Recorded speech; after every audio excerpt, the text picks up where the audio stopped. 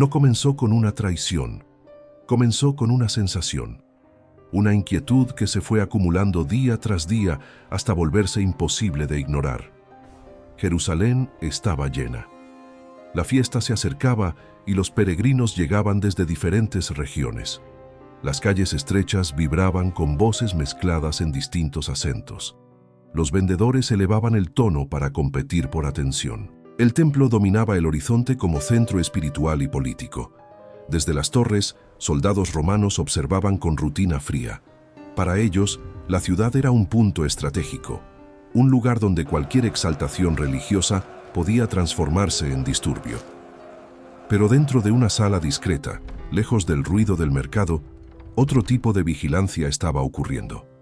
La puerta se cerró. El sonido fue seco. No era una reunión oficial del consejo.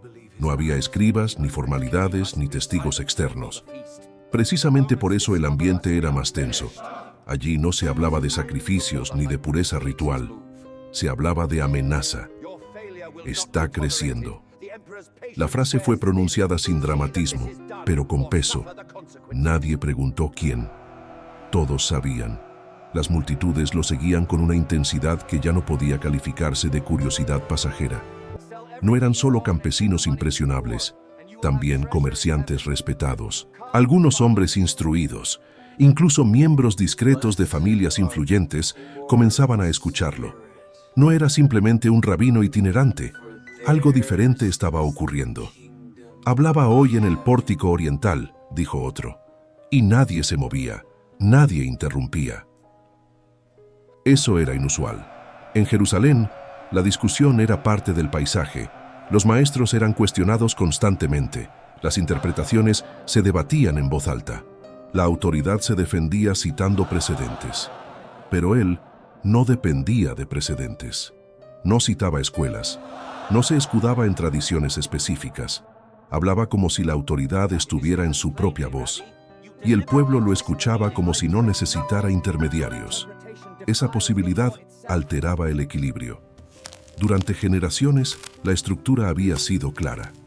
La ley descendía por capas de interpretación. Los líderes garantizaban coherencia, continuidad, identidad nacional. Si el pueblo comenzaba a sentir acceso directo, el sistema entero se volvía prescindible. Un hombre mayor, con años de influencia acumulada, habló con calma calculada. Lo que está en juego no es una discusión teológica. Tenía razón. No era un simple desacuerdo doctrinal. Era estabilidad. Roma toleraba la práctica religiosa mientras no se convirtiera en plataforma de rebelión.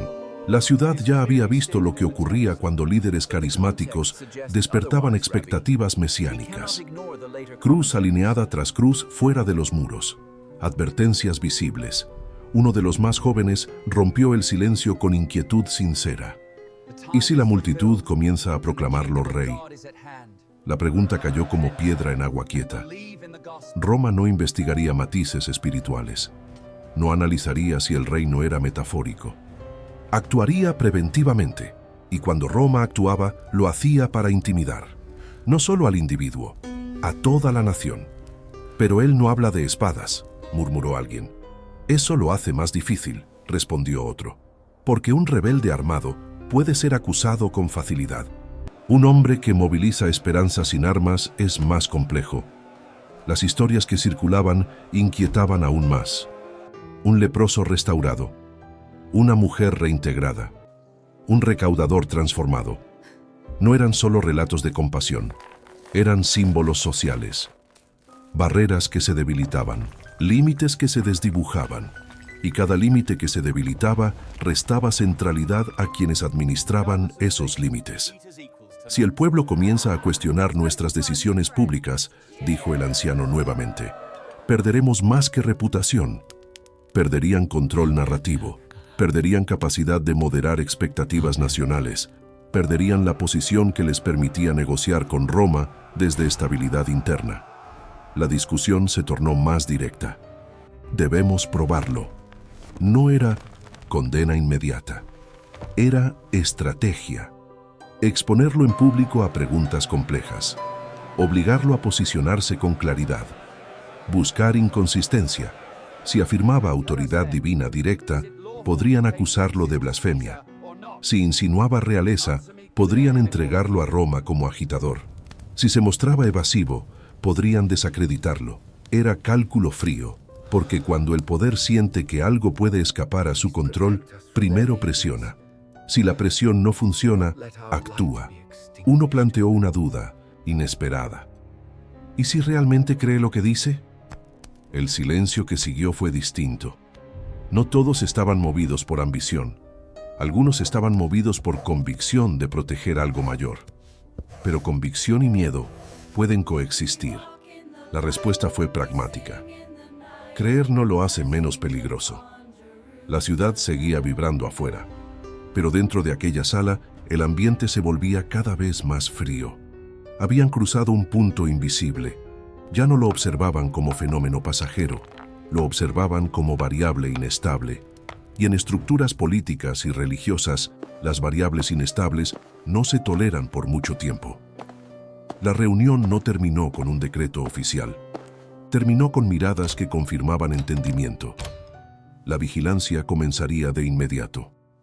Preguntas públicas, interrogantes diseñadas, intentos calculados. Si no caía en una trampa, buscarían otra. Porque el miedo ya no era emoción. Se estaba convirtiendo en plan. Uno a uno salieron a la noche. El aire era fresco, pero la tensión era densa.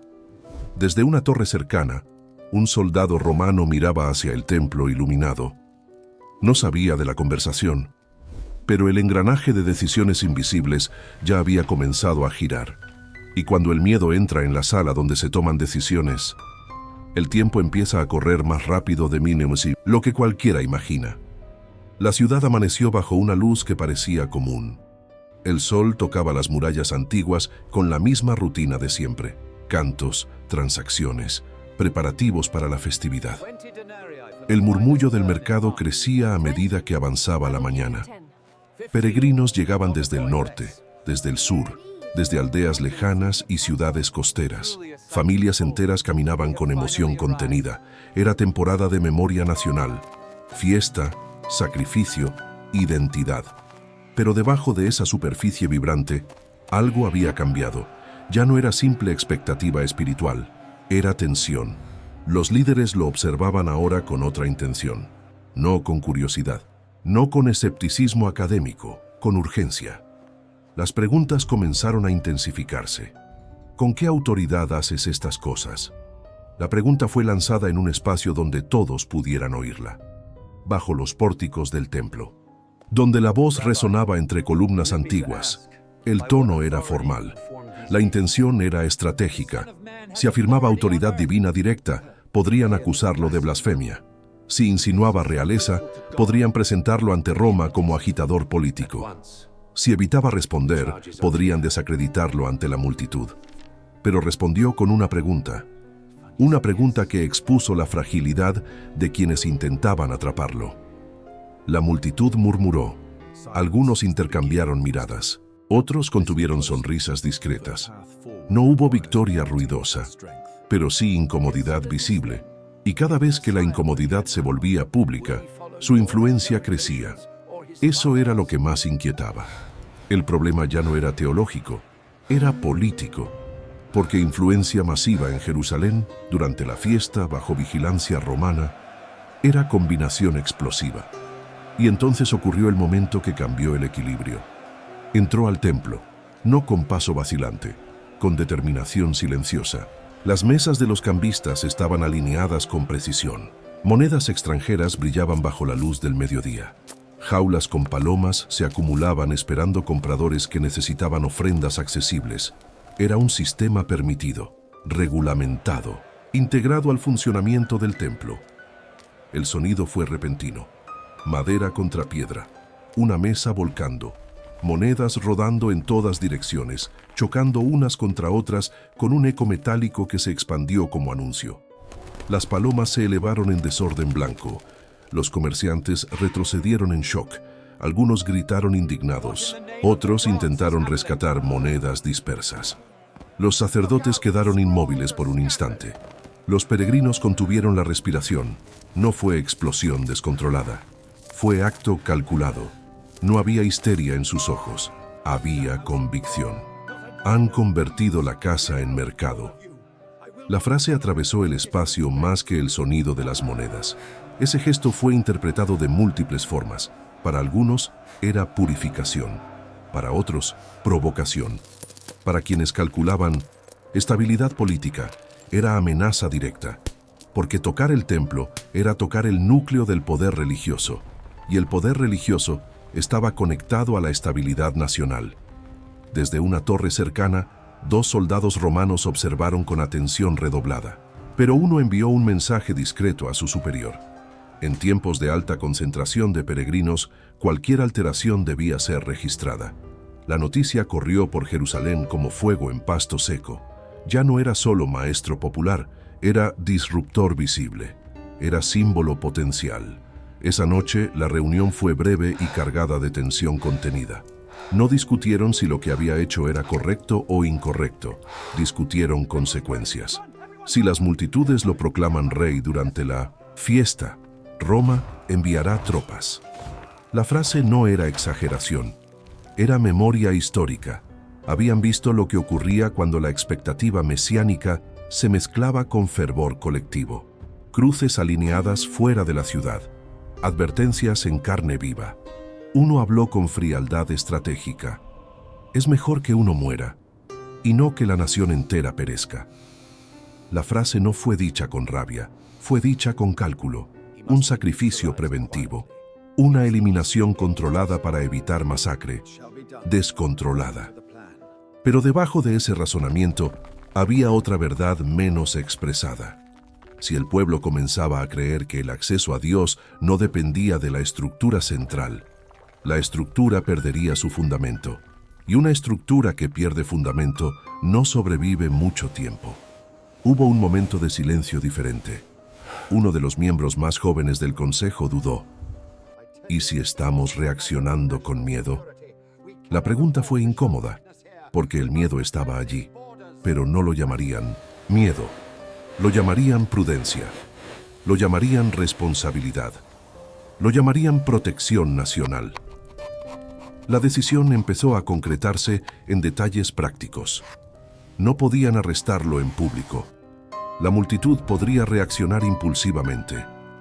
Necesitaban la noche. Necesitaban aislamiento. Necesitaban rapidez. Necesitaban evitar discurso prolongado que pudiera transformarlo en mártir ante los ojos del pueblo. Alguien sugirió buscar vulnerabilidad interna. Siempre existe una grieta en cualquier círculo cercano. Siempre hay dudas, frustraciones, expectativas no cumplidas. Mientras tanto, él continuaba enseñando. Sus discípulos comenzaron a notar el cambio en la atmósfera.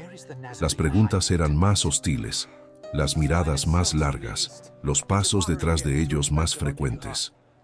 Uno de ellos, más sensible al ambiente, susurró en privado: algo está cambiando. No era miedo inmediato, era presión acumulada. Sabían que el templo había sido punto de no retorno. Sabían que el gesto no sería olvidado. Pero él no moderaba su mensaje. Hablaba de un reino que no dependía de tronos visibles. Hablaba de grandeza a través del servicio. Hablaba de perder la vida para encontrarla. Ese lenguaje desarmaba categorías políticas tradicionales, y eso lo hacía aún más impredecible para quienes necesitaban control narrativo. La ciudad alcanzaba su punto máximo de densidad humana. Miles de peregrinos, cantos nocturnos, antorchas iluminando callejones estrechos. Una chispa bastaba para desatar reacción en cadena. La reunión final fue casi técnica. Arresto nocturno, acusación religiosa formal, traslado inmediato a autoridad romana para ejecución rápida, evitar debate público, evitar que la multitud despertara antes de que todo estuviera decidido. No celebraron la resolución, pero la aceptaron como necesaria. Desde su perspectiva, era evitar tragedia mayor. Desde la historia, sería el comienzo de algo inesperado.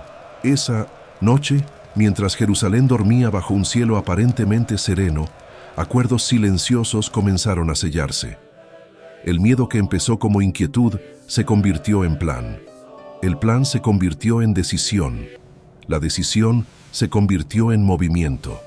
Ya no era maestro incómodo, era amenaza estratégica.